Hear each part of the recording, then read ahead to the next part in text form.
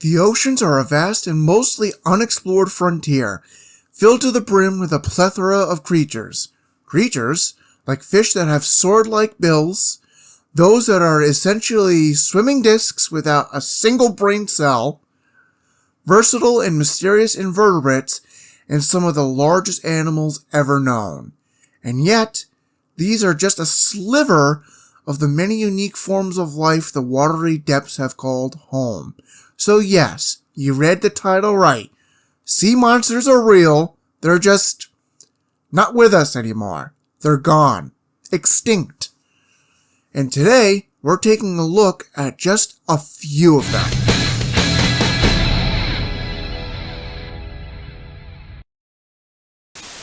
What the fuck is this thing?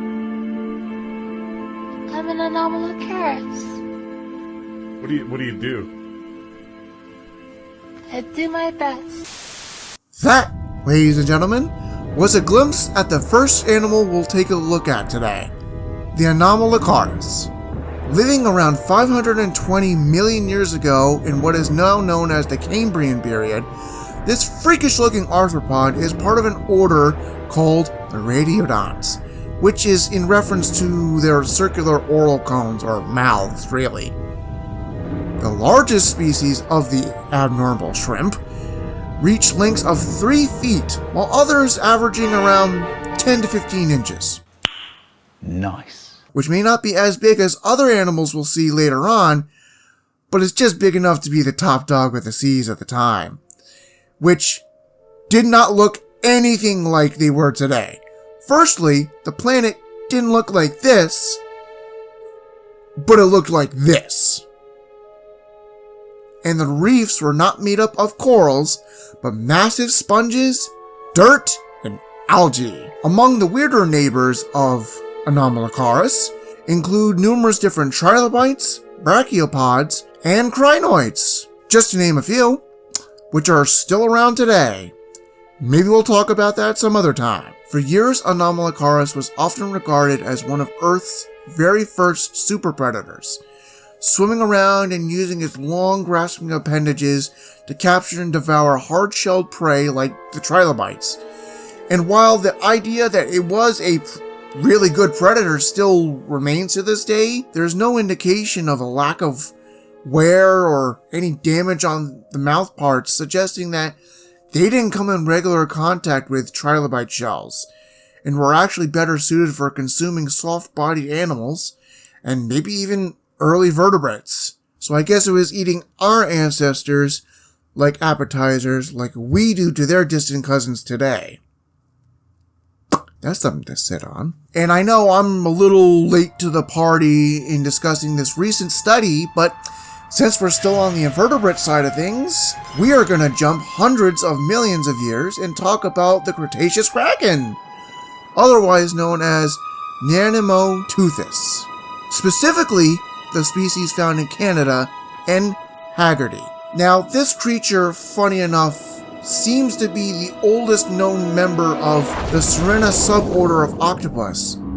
Which, again, it's funny because if by some unholy act of the universe or divine miracle that the information that I'm about to tell you guys is actually accurate, then not only is it the oldest known octopus genus, but it's also one of the largest cephalopods ever to have lived.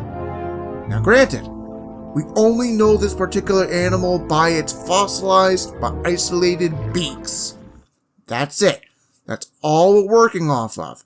So making any sort of accurate size estimate or reconstruction is really, really difficult. However, an isolated bottom jaw had its hood measured at 86.4 millimeters or 3.4 inches, making it 1.5 times larger than the same feature found on the giant squid's beak. Now, depending on two related species as a basis of the reconstruction, the estimated range for size of N. haggardi is between 6.6 and 18.6 meters, or 22 to 61 feet in length. Now bear in mind, the scientists themselves think that this upper size estimate is greatly exaggerated, but damn, could you imagine a nearly 60-foot long octopus lurking in the warm waters of the Western Interior Seaway, tangling with mosasaurs, sharks, and other predatory fish while feeding on basically anything it wanted to. And the last stop for this video is much closer to home. At around 80 million years ago in Miocene, Peru. These waters are home to many familiar animals such as beaked and baleen whales, oceanic dolphins, and seals, among other more common marine life. And patrolling these waters were not one, but two top predators. First is the real-life Moby Dick, the Leviathan. Being a member of what is called the Macroraptorial sperm whales, a group within the greater sperm whale family, it would be living the orca lifestyle before the orca was even around. These thugs were preying on the local whales and dolphins of the area with a morphological feature they all share. Both jaws filled to the brim with huge and deeply rooted teeth. And when I say huge, I mean huge. Like 36 centimeters or 14 inches for Leviathan. And Leviathan itself is the largest member of this group, reaching lengths of 13 to 17 meters or 44 to 57 feet. But like I said earlier, it wasn't the only predator in these waters. No. If it weren't bad enough to the whales, dolphins, and seals in the region getting preyed on by Free Willy's roided out cousins, they also had to deal with the myth, the legend, Megalodon. Now this shark from hell really needs no introduction. A massive shark that would prey upon whales themselves and was a scourge to anything that was in its way, even other time-traveling visitors. It's going straight for the cage.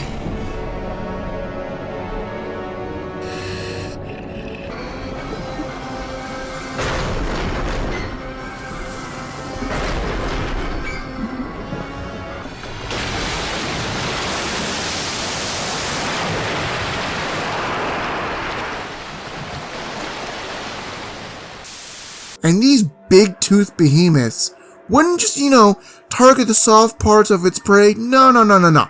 It targeted the harder spots on an animal, like the rib cage, the flippers, and even portions of the tail, immobilizing their prey and leaving deep gashes in bone.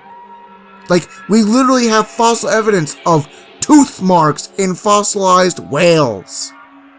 And while no direct evidence of Leviathan and Megalodon actively clashing with or hunting each other, I don't think it can fully be ruled out, as it's thought that the Meg sits higher in the food chain through isotopic analysis, but man, either way, you are not catching me trying to swim in any of these waters. This one, most definitely not. And before we end off this video, I just want to get this off my chest. No, Megalodon is not still out there. I have seen way too many videos of people claiming it's still out there, and come to find out they're either using deep sea footage of a deep sea shark, a photoshopped image, or a video clip from the Animal Planet documentary that looks fake as all hell. Now don't get it twisted. It and Leviathan died off due to the cooling of oceans that was going on during the Miocene and later Pliocene, which reduced the amount of medium-sized whales to prey on, and of those surviving whales, they either shifted their ranges to include cooler waters, which Megalodon was not adapted for, or taking a page out of the sauropod rulebook and got bigger in order to not get eaten, or really, both.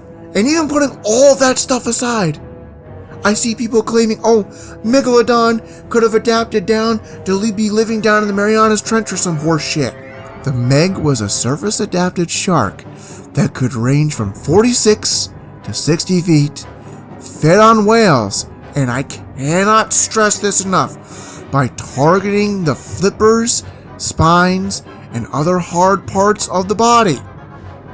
I don't think in 3 million years, realistically, a shark can adapt all these different things. It's going to need to live down deep down in the ocean, but also still take down whales, especially when the footage looks shitty like this.